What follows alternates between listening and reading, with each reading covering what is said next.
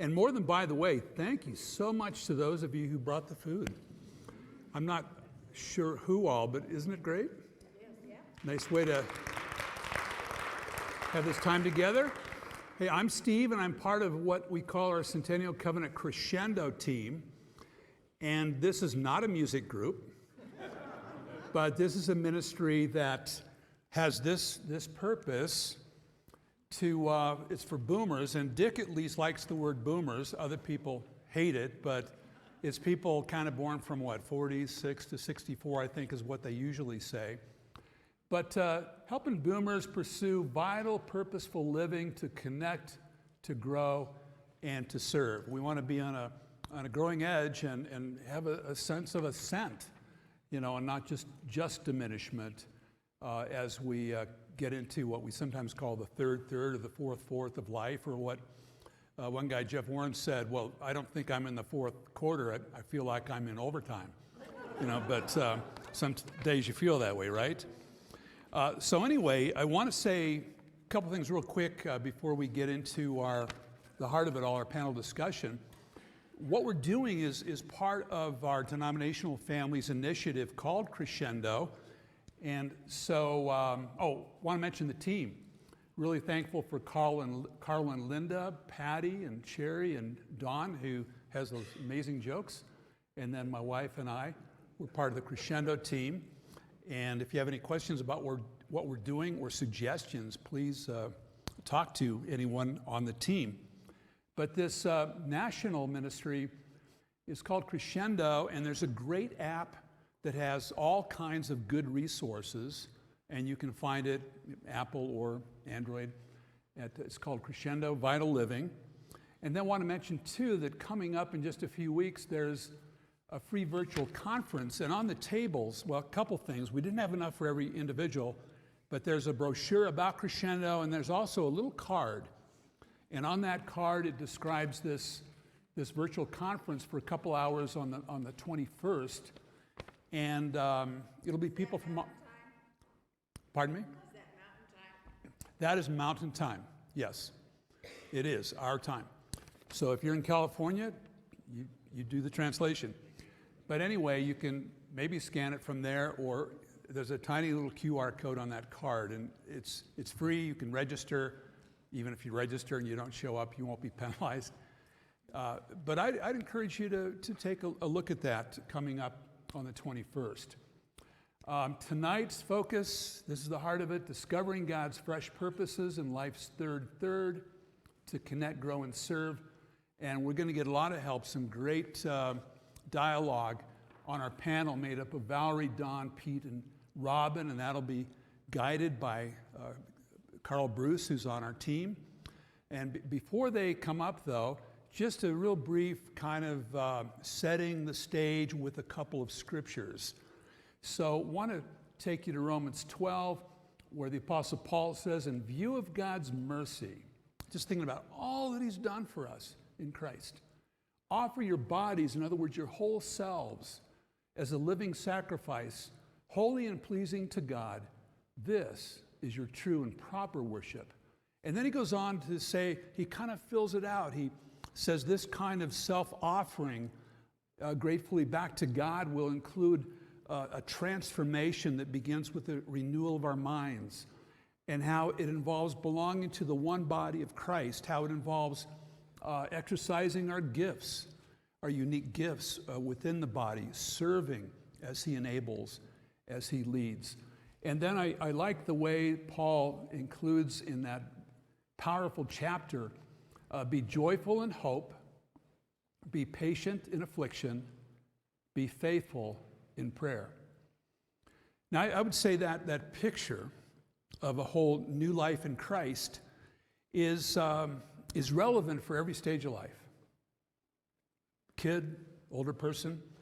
But I also would say that in each unique season of life, there needs to be some fresh realization of what that involves and some fresh expression of what it is God wants to do in us and what he wants to do through us. Down the hallway tonight with the junior and senior high group, they're celebrating the seniors. And this commencement into something new. And more than by the way, my wife and I will be paneled, don't take this personally, but we will be ditching y'all for a few minutes because we're going to go down because one of our granddaughters, Allie, who's graduating from Arapahoe High School, she'll be honored tonight, and they'll have prayer for her and celebrate her along with the other seniors. And we're just looking forward to what God has for her in this whole new season of life. Well, I got to tell you, when I stepped into retirement 5 years ago, it was, in a way, it felt like I graduated from something. It felt like something was commencing. But I don't know about you, but I didn't know what I was commencing into. You know, and it was really good. It was, in some ways, there was grief. In some ways, it was hard. But this is the season I'm in, and I need to ask the question, how am I offering myself to God? To be renewed by the transformation of my mind, to be connected in the body of Christ, to be serving in some new ways. And you know, tonight we'll be giving that some thought together. So I was going to mention a talk that John Harden gave last week. He just talked about these pivots. When you hit a certain age, fourth quarter, third of life, you got to change and pivot. Like in health, your health is an elective. It used to be an elective, now it's the core curriculum. And he said that relationships, you can have deal friends or you can have real friends. He said in terms of life purpose, there's what we're paid for and then there's what we're made for. And this season is a time to all the more discover that. And then loving God, it's not just a matter of spiritual disciplines, but it really is a matter of discovering all the more who this great God is. And so I would like to invite the panel to come up, and if you're wondering what this season is all about, they are going to give you all the answers you'll ever need. So, so come on up, Valerie and Don, and who else do we have? Pete and Robin, and Mr. Carl.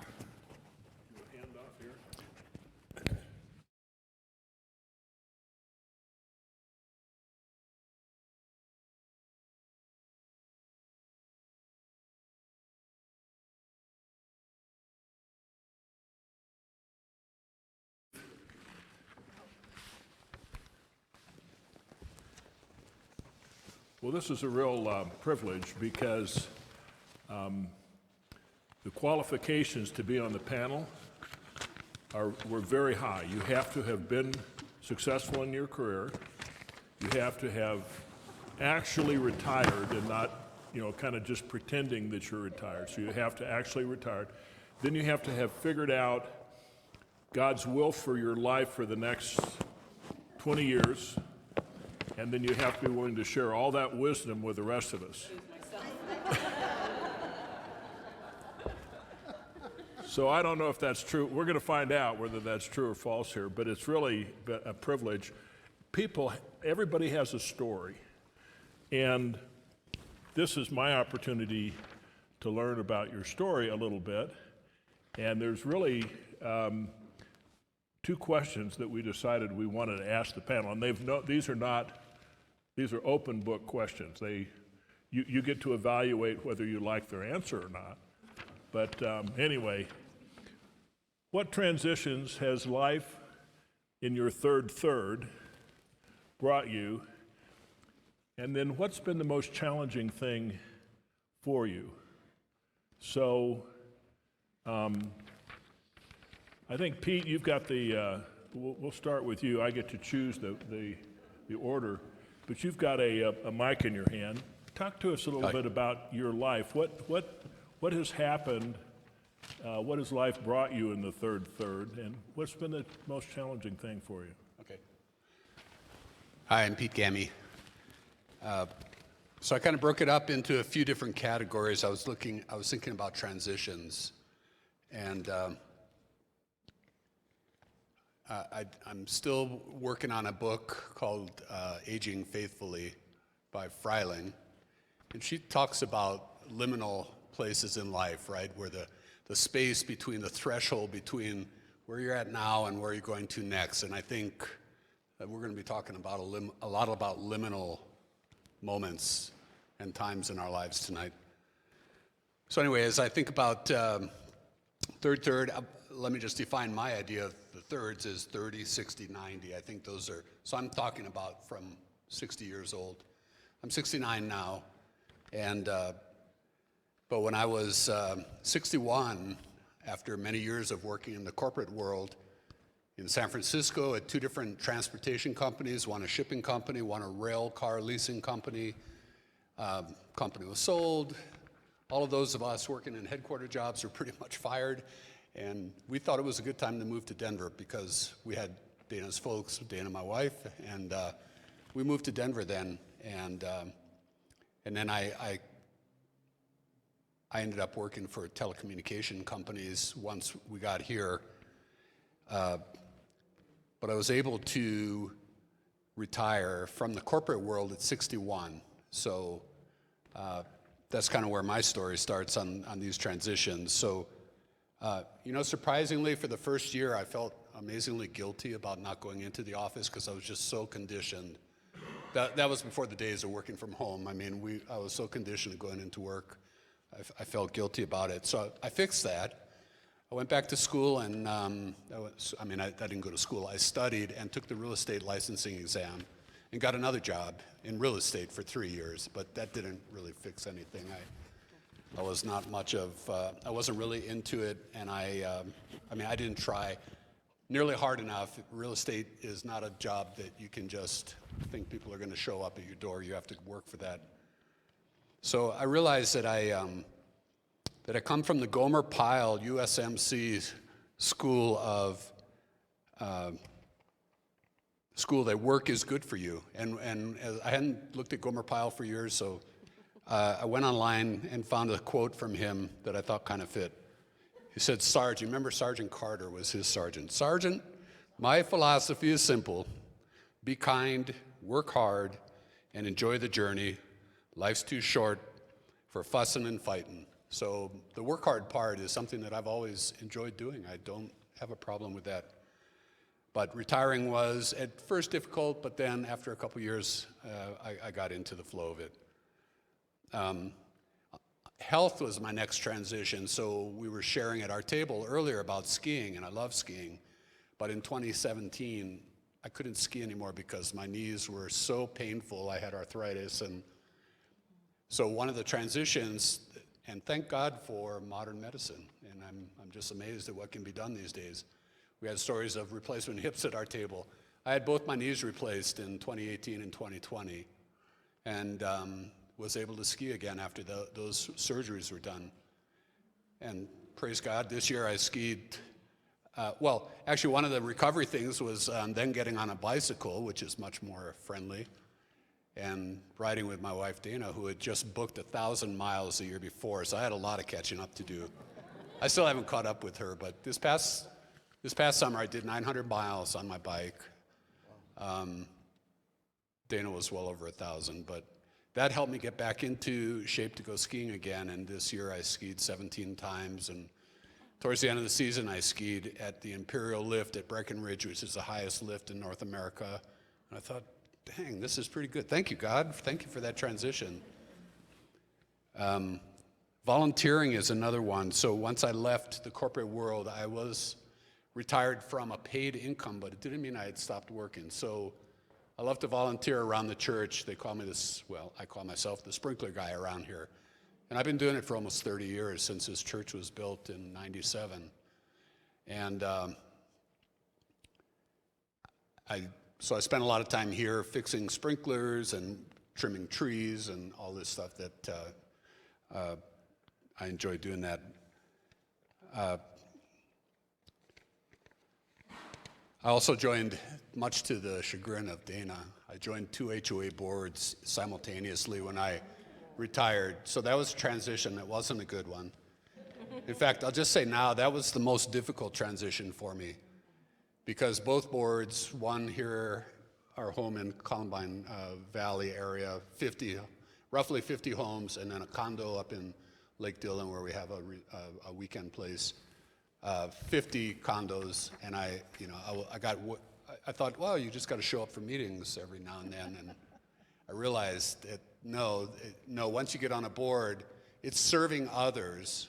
But there's always that handful of people that I found on both boards, I mean, in both communities, that were really difficult to deal with and could make all the board members' lives really uncomfortable because they were never satisfied with anything that you could do. So I did that for 6 years here and for 7 years up in the mountains. And last year, 2 years ago, I retired from the one up down here, and up there, it was just a year ago, last summer, that I retired. But I was really, down here I was the treasurer and the president at the same time because we didn't have enough board members. And up there I was the treasurer, but we were doing, all kinds of projects that we had to be involved in, and not physically building things, but managing a lot of projects that were going on to an old building up there. So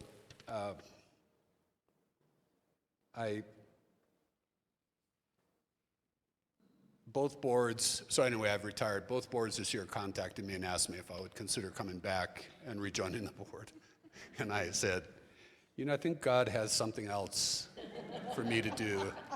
So I was being gracious, but I think when we live in these kind of communities, you have to help out. And I'm not saying don't join an HOA board. Just for me, it was tough doing two at the same time, so I wouldn't recommend that.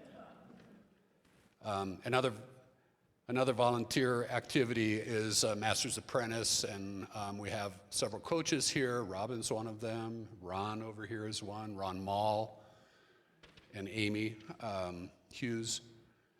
So I'm in my 7th year now of volunteering there, which I really enjoy. And then family is another transition area. We've been married for 48 years. We have 3 kids. And some of the transitions we've gone through in our third is, my parents both passed when I was in my 50s, but Dana's dad passed 3 years ago, and he was a great man.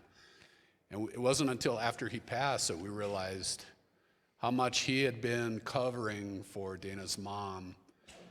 Prior to not Alzheimer's, but COVID, she had Alzheimer's. And we saw the transition, but he was just protecting her, and he didn't want to put her in a home or anything like that. So as long as he was alive, she could live independently. But as soon as he passed away, within a little while, she had fallen and broken her hip, and then she was in nursing care.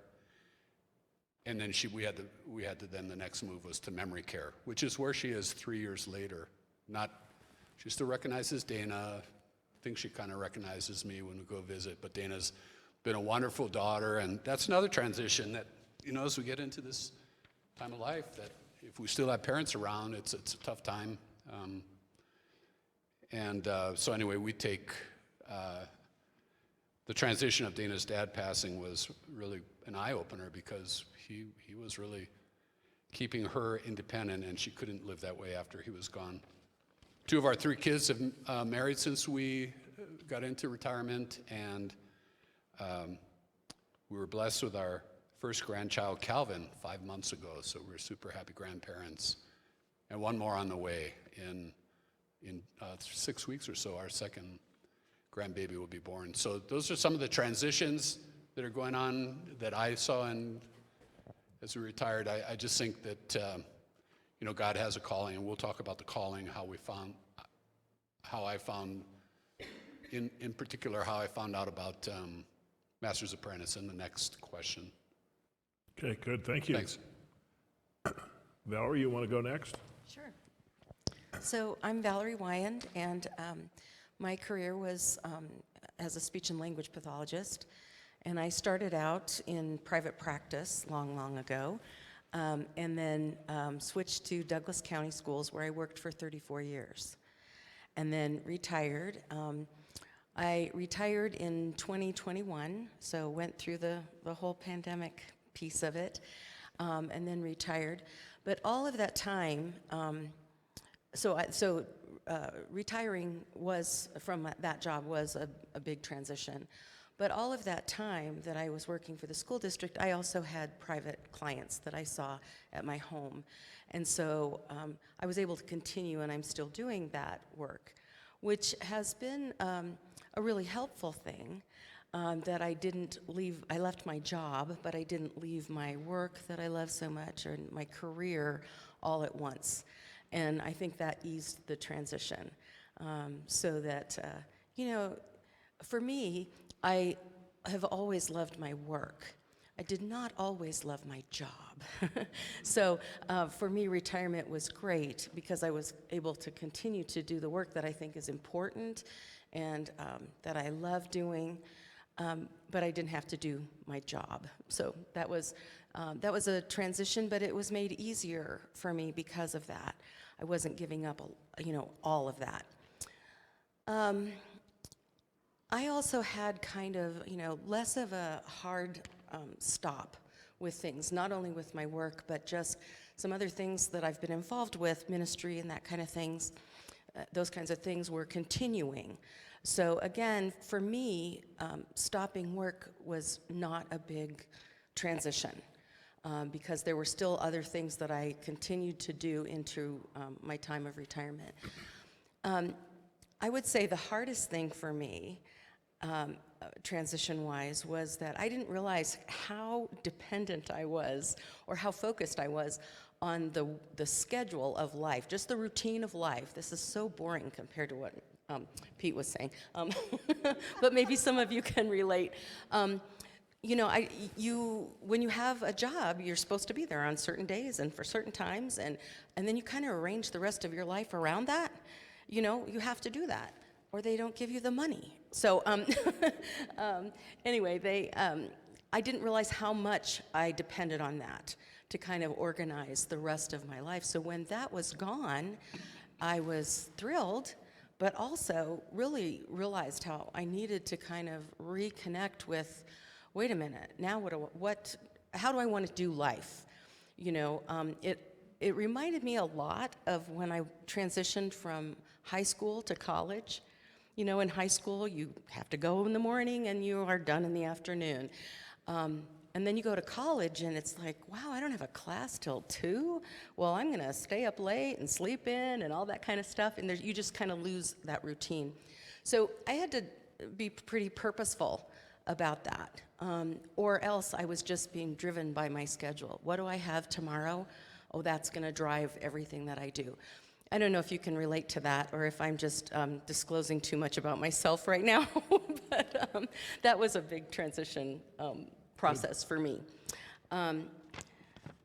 Another thing that I can relate to what you were saying, Pete, during the last several years, and most recently in January, so 6 years ago my father passed, and in January my mother passed, and I did an awful lot of caregiving for my mother in particular.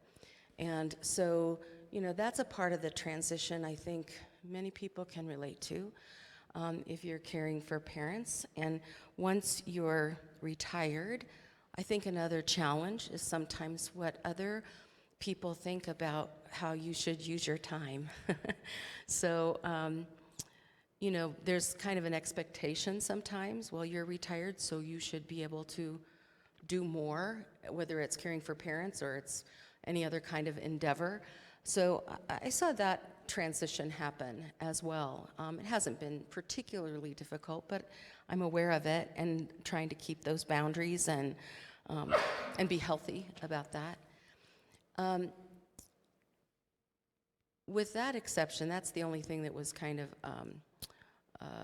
a stopping point, bless you, for me that wasn't something that was kind of mushy. The rest of the things that I'm involved with, and I can explain those if you'd like or not, but so just some ministries that I've been involved with have continued. So they were happening during my time that I was working, and they've continued. So that, as I mentioned earlier, has made it an easier transition. I don't feel like I've left a huge amount of things. So. Good, thank you. Robin, you have the other microphone? Yeah, you got the other one. Okay, go ahead. Is this on, Dave? Okay. I'm Robin Hurley, and I retired about almost 4.5 years ago.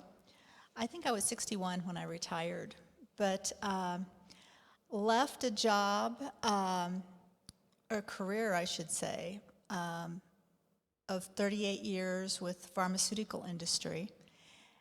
Absolutely loved my job. I mean, I had a great job. I did it really, really well, and I was able to help a lot of patients. And that's, for me, that was the bottom line. And I was helping kidney transplant patients, and we've had 4 kidney transplants in my family. So to me, it was near and dear to my heart.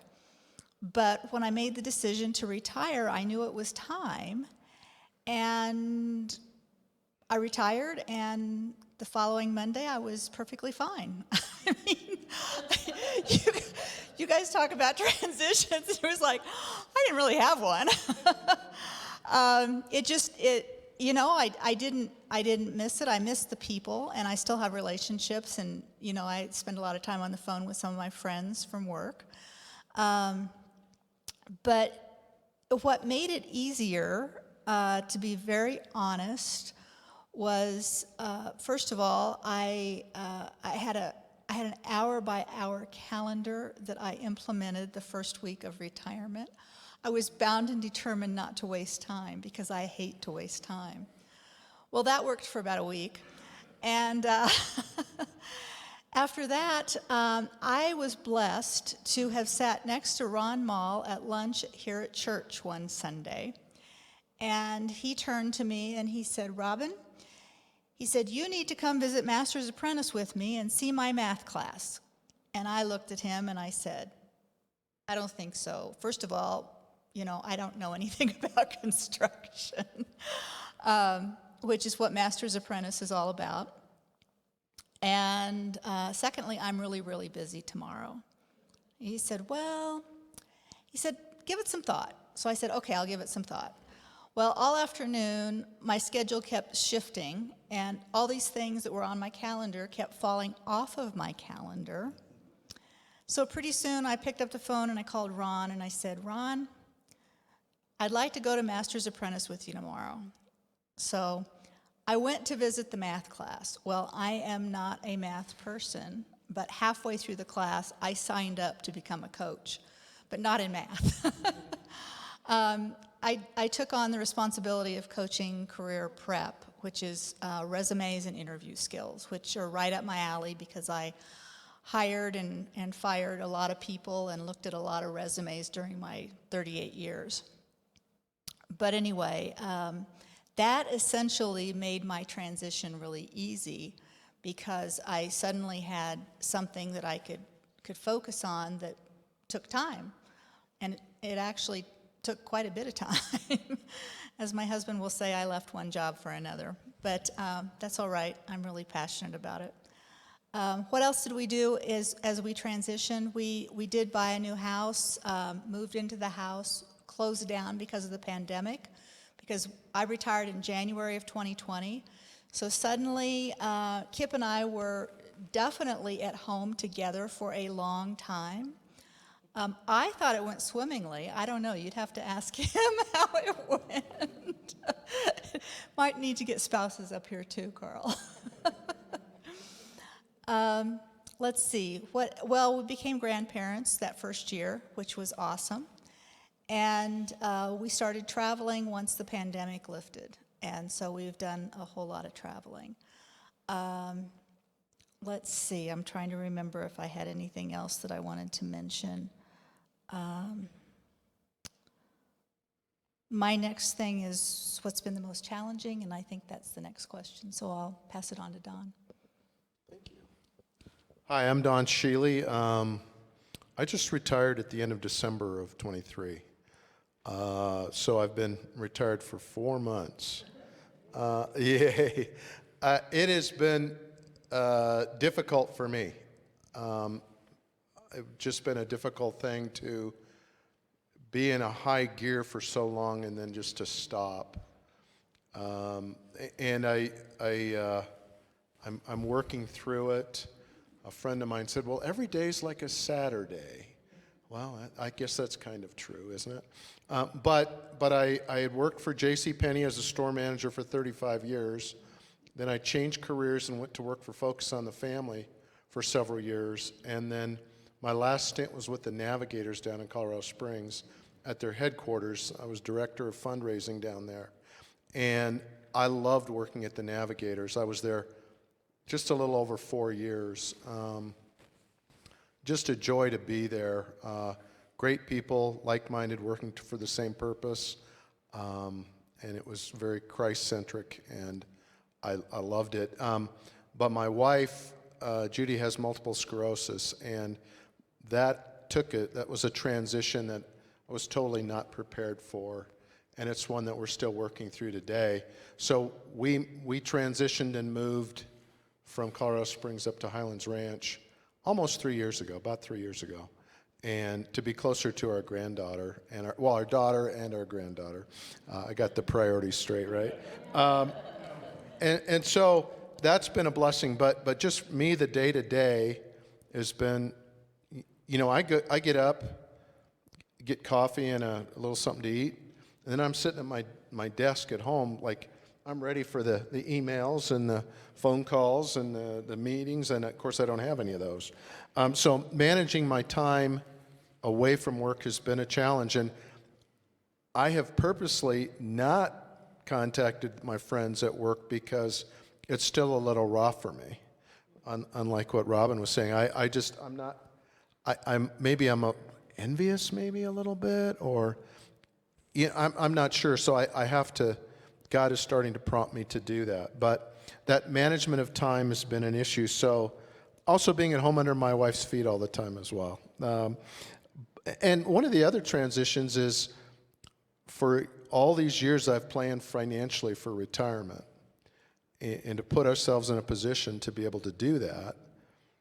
Well, when it comes time to where the income stops coming in, and then you have to start drawing into that money, it's a different feeling for me. I'm like, wait a minute, I'm supposed to be saving that, and now I'm using it, and that's been a little bit of an adjustment.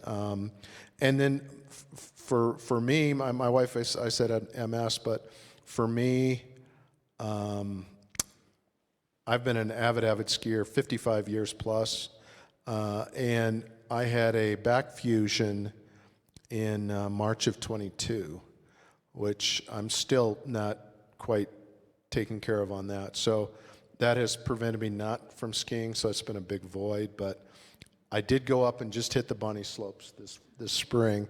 It was kind of fun just to get back on the boards again. But and then I also, in that process, health is just one of these things that hit all of us in different ways as we get older. I have some heart issues, and AFib is one of those, and so it's been a challenge going through some of the processes to try to stop that. But I think, are we going into what God's purposes are, or should we? Yeah, let me ask you a question, though, about you've got an operation coming up this week? I do. On Wednesday, I'm having an ablation, which is they go up through your groin, and then they cauterize the nerves that are causing your irregular heartbeat.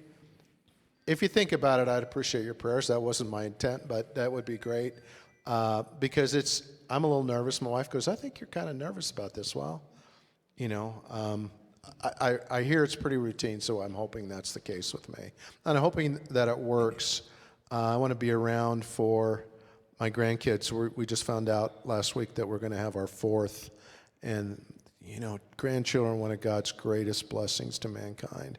They just aren't they? They're just amazing to me. So that's something, one of the things that we get to do now that I'm off is we watch our 3.5-year-old granddaughter once a week, sometimes twice if her mom can twist our arms. And she's just got full of energy, and it's such a joy to be a part of her life and have some say into what she does, and make sure that she knows who God is, and so that's just been another real strong blessing for us. And I love her dearly, I know you guys know what I'm talking about. The thing that's helped me in the transition from work to where I'm at is my wife was a friend of a lady, And this woman was always talking about Renewed Treasures, which is a thrift store for Love Inc., which is in Littleton here.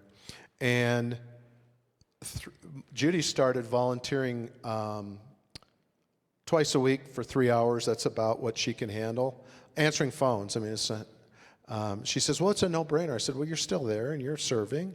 And so through that process, I got involved with Love Inc. And I thank God for putting this ministry in front of me at a time where I needed to put my energy into something else. That was my, so, be careful what you ask for, because they're pulling me in, but it's a blessing. I'm involved with, I'm mentoring a young man. I'm involved with as a facilitator in their impact classes. I'm on the board of directors, helping them with fundraising, and it's just been a joy to work for Love Inc. and to be a small part in helping that organization be successful, because they touch so many lives. Love Inc. is an amazing organization. And then I'm a member of the Littleton Elks Lodge, and I am on the membership committee. So my role, I don't spend a lot of time at the Elks, but 3 times a month I'm down at the lodge, and we're introducing new people into the Elks and trying to make that transition go smoothly. And I like being part of that outward facing and making people feel welcome and part of the Elks. I think the Elks sometimes has some kind of bad PR, but they are an amazing organization that does nothing but give back to the community. Every dollar they generate, it goes back out once you take expenses out. And then I'm the vice president of the retired JCPenney manager guys and gals. So I've got that going, and they keep trying to convince me that I need to be president, and I'm like, I don't want to. It's too much. I don't want to do that. And then lastly, I'll just talk about one of the things that's allowed me some in this transition is to concentrate more on the health part that Steve was talking about, and walking and riding my electric bike, which is kind of cheating, but it's still a workout. You still have to pedal. It's not like it's a motorcycle, okay? And so that's kind of fun. But I used to run a lot, and I ran the Boulder for years and years and stopped several years ago. And through prompting from Love Inc. and a partnership we have with Runner's Roost, I'm going to go walk the Boulder this year, assuming this ablation doesn't knock me off my feet too far. So I'm looking forward to that. So Good. Well, I think you've answered. And he's on Crescendo. And I'm on Crescendo. Thank you. I actually had that written down here. And I'm on Crescendo, which is again, we just a great group that we really enjoy and put our effort into putting these events on for you, so that you can become closer together as a community and know that you still have great value to the church. One of the things I'm kind of looking at the second question, have you discovered God's fresh purposes for your life in the area of connection, growth, and serving? And I would say you've accomplished a lot in the last 5 months. I mean, that's a remarkable story. And I think you would say, yeah, I feel like I found the calling to a point. I think so. And hey, I'm even in Carl's Iron Hour on Wednesday mornings, which I couldn't have been a part of that prior to retiring. So that's a plug for that group, which is a men's group that's really a strong group that is doing an in-depth study of the book of Romans right now. Good. Well, let's go back down the line. Robin, tell us about how you've transitioned and maybe some pointers on how you've discovered God's purposes for your life at the moment. You talked a little bit about Master's Apprentice. I know that's partly getting into this whole thing, but you want to add anything? Yeah, I would like to add some stuff, because that's only part of my life. I have a yes problem. I say yes too much, much to my husband's chagrin. I I love serving, and I look at retirement as the opportunity to do all the things I never got to do when I was working. When I was working, I traveled about 3 days out of the week, flying all over the western half of the United States. And Kip stayed home and took care of the kids and raised them, and that's why they turned out as well as they did, which was really well. At least they're all self-sufficient, which is saying something these days. But I never had the opportunity, and I sort of look at retirement as God's given me the opportunity to grow in Him. I do spend quite a bit of time with reading the Bible and Christian literature, and also praying, and that has made an enormous difference in my life. Over the past 6 months, I've really increased that, and I've just noticed that I'm on this real growth trend. But at the same time, it's also convicted me on a number of things that I need to take a step back from. You know, you have to, you start asking yourself when you really get into this study. In particular, I've been focusing on the Old Testament, and you go through the Old Testament, and it's like, well, these people were so crazy. They would go out and they'd build these idols, and here God was with them, and they'd have these idols, and then you'd stop and you'd think, well, what are my idols in my life? And then you start thinking, and you start asking yourself, what is it that is getting in the way? And so it's forced me to take a hard look at some of the things I've been doing. I was leading the Flourish team for the past 4 or 5 years. I was on the council, and the Flourish team in particular, I decided that I needed to take a step back from that, and I just turned over the reins to, well, we don't have anybody yet, so if you're interested, we need a leader. But I'm finding that God is I don't know, He's focusing me on something else, and usually when you start getting that feeling, something else is going to come up.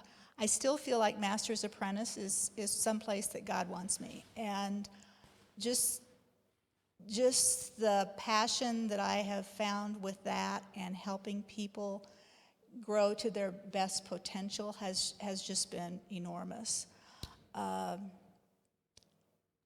It's a different relationship when you're mentoring somebody in a nonprofit than it is when you're mentoring somebody in a for-profit organization. And the blessings that you get are monumentally better than they ever were with work. And so that's something that I've really come to love. But also the friendships that I've developed in learning how to have a lot of fun while we're working hard. I mean, anybody that I used to work with will tell you, Robin was the hardest working person I ever knew.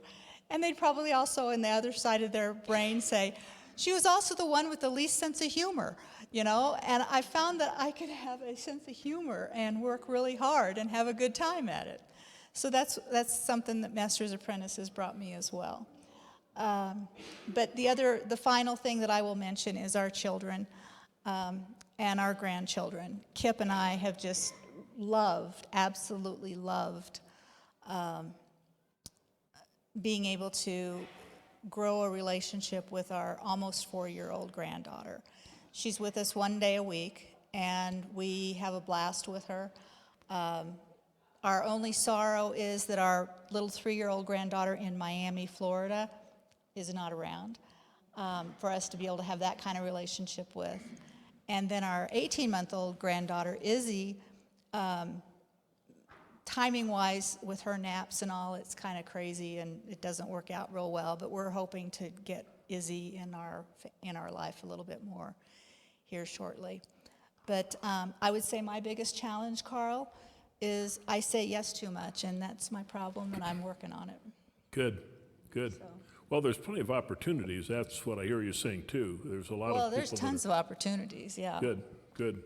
kind of have to match your interests with, and maybe do a little exploring to find out what's out there. But there's a lot of good things going on that you can invest your life in. Good. Well, every time I explore, I find something, so I'm not exploring. Well, that's a good advice too. You got to maintain your balance and That's right. make a commitment for a particular length of time, so that when you step away, you're not feeling like you're abandoning people or whatever. But yeah, good point. Okay, do a little time check here. We've got about 7 minutes, and then we want to reserve some time for the tables. So if you guys split that up, okay. All right. So I mentioned that I'm also at the Master's Apprentice, and I found out about that through a workshop here at the church that was about a year or two into my retirement, on discovering your personal callings. It might be similar to what the current growth challenge is, but in that workshop, we did some work, and I had volunteered a little bit with Mile High Ministries. I wasn't a good fit there. I had stopped doing that. I was looking for another opportunity, and what I came out of that workshop with was that I wanted to be helping young people become established in life and for me to be a witness to Jesus Christ for them by being a teacher, coach, and a role model. And lo and behold, Carl was sitting at the table when I shared that this is what I'm thinking I'm being called to do, and he said, "You need to talk to Ron Mall." Same guy she talked to. And then I went down, and it turned out that I had a good fit for the financial literacy class, because I have a finance background in my grad school education, also in my working, and so I've been doing that for 7 years. So when there's opportunities like that come up, like maybe the growth challenge, take advantage of it, because we're not too old for that kind of thing. I've been involved in community Bible study as well, and there's others in the room, this table here, there's 3 of them right there it meets here every Monday night, and there's men's groups, women's groups, and co-ed groups for the small group discussions, and then there's a lecture, and we just got done studying the book of Ephesians, and we did 1st and 2nd Samuel before that this year. And I just find that I'm into God's Word in a much more in-depth way than I can ever do on my own. I just don't have the discipline. I mean, it's like 3 or 4 hours a week. It takes me that long anyway to kind of go through everything and, fill out all the answers. Ron, does that sound about right? Yeah. It's a commitment, but it's good. And the other thing I just wanted to, can you hold this for a second? I brought a little prop here. So I've been the sprinkler guy here for 27 years or thereabouts. Here's a corrected drawing of the as-built of our sprinkler system. So I'm feeling like I'm drawing close to the end of my time when I was on my knees on the sidewalk out there a few weeks ago, cutting through a tree root to get to a sprinkler head that had been wrapped around by tree roots. I'm like, oh my gosh, I don't know how much longer I want to be doing this anymore. So over the last year, I've been remapping all of the zones out there because the drawings we had weren't correct, and we had to hire a specialist to come out with a wire tracer to find 3 of them, but there's 32 zones, just for your info, out in our grass, and this is now ready to go, and so I kind of feel like The lights are going out. Yeah. Are we finished? Yeah. So anyway, and I bring that up just because when we're making changes, sometimes we need to be prepared to pass off the baton, and I didn't want to do so unprepared, so thank you. Well, I know our time is drawing to a close, so I'm going to, as I was thinking about this question, how have I been discovering God's fresh purposes? I'm going to speak to that primarily. I feel really blessed that God has called me into many different aspects of ministry, and they are all life-giving to me. There was a time when I felt a big press for all the different things that I'm involved in, and I thought, I am too stressed out to be retired. When I looked I thought, something's got to go, but I looked at each thing individually, and I thought, no, that's good. God's called me to that. I was very clear about that. Oh, no, that's good. God's called me to that, and it gives me joy. And I felt such a great blessing that I was able to look at all these different things and realize that I had sensed God's calling, that I was receiving joy, that I thought good fruit was coming from all of these different things I was involved in. And then I just realized I really needed a perspective change. That, okay, yep, there's a lot going on. But just because some things are stressful doesn't mean that they need to be given up. Now, other people may come to a different conclusion, but for me, I was like, I gotta remember this when I get stressed out or I feel like I have too much to do. I really wanna remember that. And in thinking about how I came to that conclusion with these different things, I wanted to share that with you. That even before I retired, I sort of prepared for what's next. I'm not gonna wait till I'm done to see what's next. So I've been trying to just stay open to hearing from God, to stay open to new opportunities, maybe something I haven't done before, but that God may be calling me to stay open to new relationships, be receptive to new relationships, even when you feel like your life is full, because you've got a lot of relationships that it's even hard to keep up with all of those, but to stay open to those new relationships, and that has been a joy.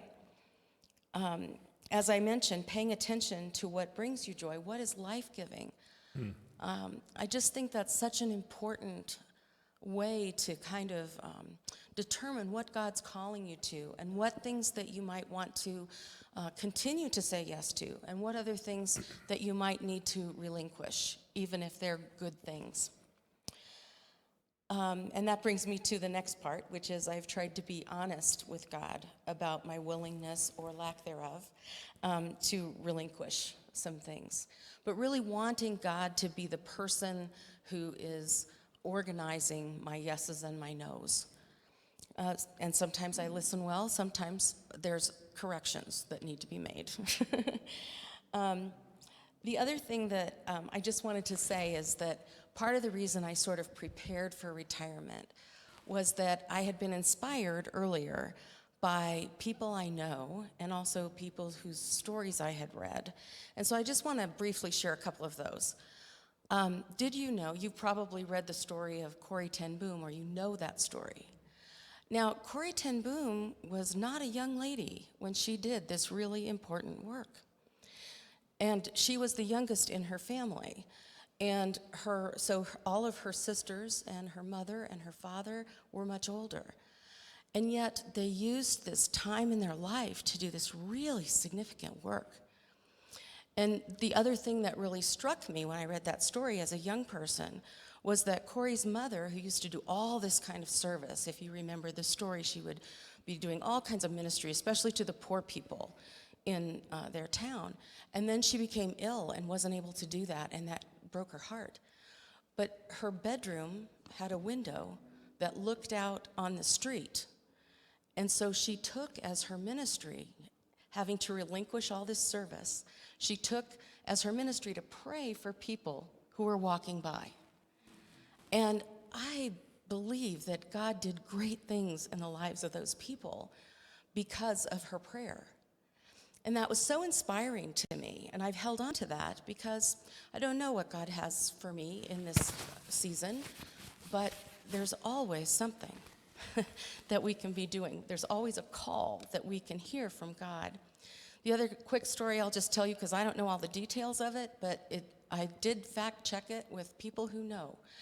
And you probably know somebody, if not yourself, who came to know Christ or you've heard of the ministry of Young Life. And Young Life was the result of an old lady in Texas praying. She got her friends together and prayed for the kids in the high school across the street. And look at the reach of that ministry. And so I say that because that really encouraged me. Not that I have no idea, what God's reach will be through you or through me, but look at the impact that those people had who did not just say, and done, but who said, I still have something to give. God still wants to use me to pray for these people, to serve these people, however God's calling you. So I just wanted to share that with you, because when I think about how I've discovered what's given me such joy and where I feel God's calling me, those were big impacts for me. Thank you, Valerie. Yeah, a couple of thoughts just listening. One is, this is an adventure with God. This is not just you figuring out what you want to do. Nobody mentioned golf here, but I think you really look at your life and saying, hey, this is something, what is God calling me to do with him? Not just independently do something good, but really have the life experience of walking with him, and that brings joy. I mean, it really, that's why I think your joy barometer works, is because you know when that happens, he brings joy because he loves you and what you're doing, and he loves the people that you're loving, he's loving through you. So, good. Well, we've got about, we'll go for 15 minutes. We might go just a couple of minutes over. But you've got table leaders, you've got questions. So let's wrap this up. Give them a hand, and we'll, excellent. Thank you. Okay.